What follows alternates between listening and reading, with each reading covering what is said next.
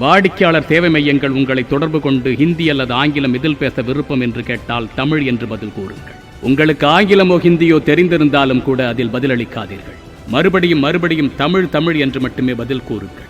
ஒருவேளை அந்த சேவை மையத்தில் தமிழில் பேச ஆள் இல்லை என்று சொன்னால் புதிதாக பணியமர்த்தட்டும்.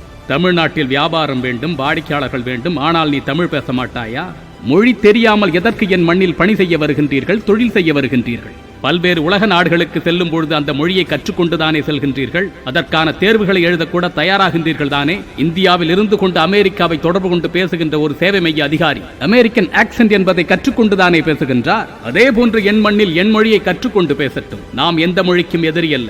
என் தமிழ் மொழி எதிராக நினைக்கும் அளவிற்கு தகுதி பெற்ற மொழி இங்கு எதுவும் அல்ல. அது வேறு கதை.